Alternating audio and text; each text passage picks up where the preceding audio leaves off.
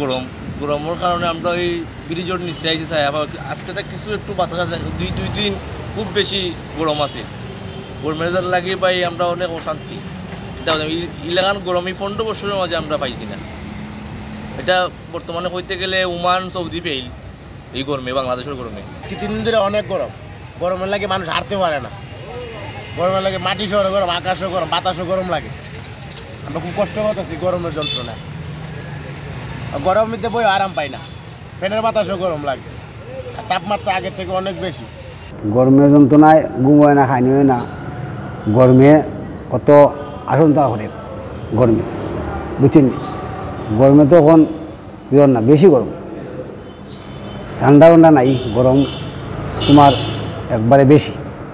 কিন্তু ডিউটিও করি গরমে জ্বালায় বাড়াইতাম পারি না বড় কষ্ট গরমটা বেশি পার্কিংও গরম বেশি লাগে আমাদের গরমের তীব্রতাটা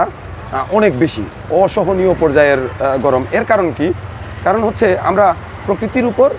নির্যাতন চালিয়েছি বিশেষ করে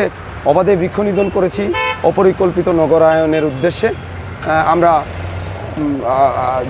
জলাশয়গুলো যেগুলো ছিল সেই জলাশয়গুলো ভরাট করেছি টিলা কেটেছি ইত্যাদি নানাবিধ ধ্বংসলীলা চালিয়েছি আমরা প্রকৃতির উপর সেই কারণেই আমাদের অসহনীয় পর্যায়ের গরমটা লাগছে এখন যে পরিমাণ তাপমাত্রা আছে যদি আমাদের বৃক্ষগুলো আগের মতো থাকতো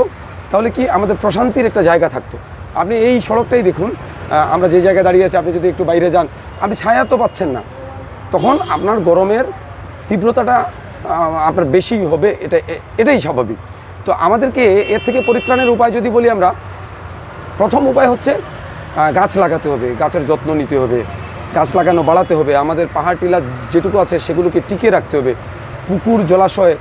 যেগুলো আছে সেগুলোকে আর ধ্বংস করা যাবে না যদি আমরা এই ব্যবস্থাটা করতে পারি এবং গাছ লাগানোয় মানুষজনকে উদ্বুদ্ধ করতে পারি আমরা সবাই মিলেই যদি বৃক্ষরোপণে উৎসাহিত হই মানুষকে উৎসাহিত করি তাহলেই এই তীব্রতা থেকে এই অসহনীয়তা থেকে মুক্তির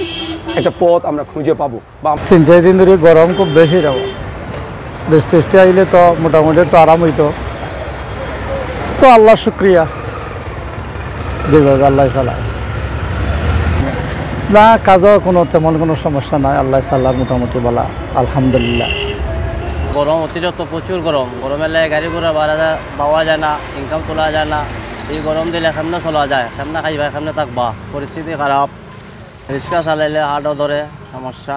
চলা যায় না আমি কিতা করবাই বড় চলার লাগে তার বাদেও